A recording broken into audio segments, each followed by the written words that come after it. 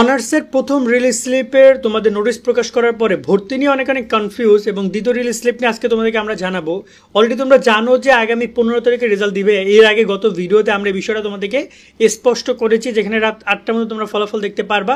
ফলাফল দেখার পুরো নিয়ম নিয়ে আমাদের ভিডিও পাবা এবং তোমাদের যাবতীয় সব ইনফরমেশনগুলো আমরা তোমাদেরকে ডে বাই ডে একটা একটা করে জানিয়ে দিব। সো তোমরা টেনশন করো না। এখন আসি চূড়ান্ত ভর্তির ব্যাপারে ক্লিয়ার করতে।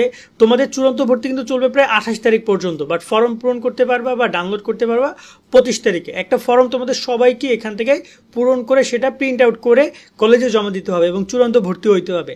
এখন চূড়ান্ত ভর্তি, ফর্ম ফিল আপ, এই বিষয়গুলো নিয়ে অনেকে কনফিউজ থাকতে পারো। তাদেরকে জানিতে চাই কলেজগুলো কিন্তু অলরেডি ক্লাস শুরু করে দিয়েছে তোমাদের বন্ধু বান্ধবদের।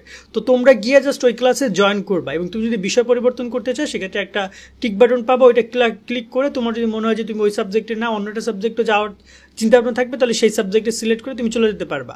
ঠিক আছে? এবং এখানে ফর্ম পূরণটা খুবই গুরুত্বপূর্ণ। তোমাদেরকে টাইম দিয়েছে আগামী 25 তারিখ পর্যন্ত। এখন তোমাদের রেজাল্ট যখনই প্রকাশ হবে সেই দিন থেকেই মূলত তোমাদের এই কলেজ ভর্তি কার্যক্রম। বাট তোমরা তো ওই 15 তারিখে যেতে পারবে না, যেহেতু 15 তারিখ রেজাল্ট দিবে।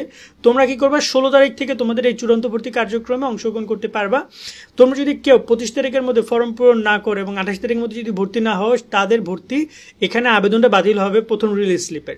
তারা আবার দ্বিতীয় রিলিজ স্লিপে অ্যাপ্লাই করার সুযোগ পাবা। মনে রাখো, এখানে এমন না যে তুমি যদি কলেজ পাইছো, সাবজেক্ট পাইছো কিন্তু ভর্তি হও না, সেটা তুমি অপরাধ করছো তা না। এটা নর্মাল ব্যাপার, কারণ তোমার সাবজেক্ট পছন্দ না, তুমি ভর্তি হও না। তুমি সেক্ষেত্রে দ্বিতীয় রিলিজ স্লিপে সেম প্রসেসে আবার তুমি 5টা কলেজে একাধিক সাবজেক্টে আবেদন করার সুযোগ পাচ্ছ। তবে সেটা তোমাদের জন্য অত্যন্ত ঝুঁকিপূর্ণ, যেটা আমরা গত ভিডিওতে ক্লিয়ার করে বলেছি। এবার আসি যে তোমাদের বাকি কি রয়েছে। এখানে বাকি রয়েছে কলেজগুলো যে নিয়মে এর আগে স্টুডেন্টদের ভর্তি করাইছে, তোমরা সেম নিয়মে ভর্তি হবা। কলেজে গ্রুপ আছে, ফেসবুক পেজ আছে, বা কলেজে সরাসরি গিয়ে কলেজে ভর্তি সম্পর্কে তোমরা জেনে নিবা।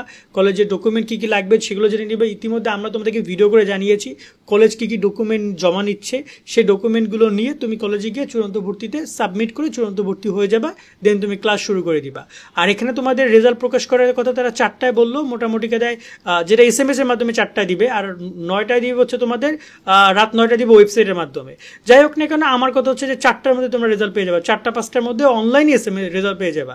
রেজাল্ট দেখতে পারবা এই যে ওয়েবসাইটের মাধ্যমে। তাছাড়া আমরা তোমাদেরকে আরও টুকটাক নিয়মগুলো জানিয়ে দিব রেজাল্ট দেখার বিষয়গুলো নিয়ে।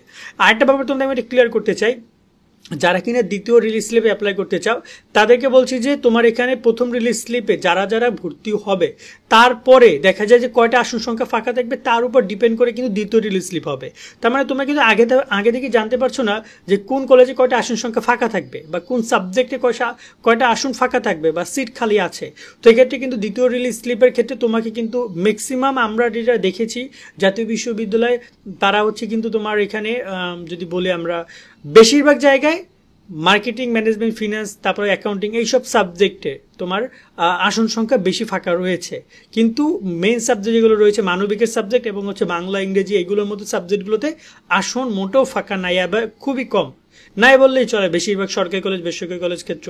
সেক্ষেত্রে তোমরা বুঝে শুনে ভর্তি হবে, এটা তোমাদেরকে আমরা পরামর্শ দিব। আর সামনে যত আপডেট আছে সেগুলো তোমাদেরকে জানাবো। আর যদি কেউ তোমরা এখানে ভর্তি না হইতে চাও, যে পোষাচ্ছে না, সেক্ষেত্রে তোমরা ডিগ্রিতেও চাইলে ভর্তি হতে পারো। ডিগ্রি ভর্তিও 2 দিনের মধ্যে, হয়তো এই মাসের মধ্যে শুরু হয়ে যেতে পারে। তো এই হচ্ছে সম্পূর্ণ বিষয়গুলো। আজকের মধ্যে আমরা এখানে বিদায় নিচ্ছি। সকলে অনেক অনেক ভালো থাকবে। আল্লাহ হাফেজ।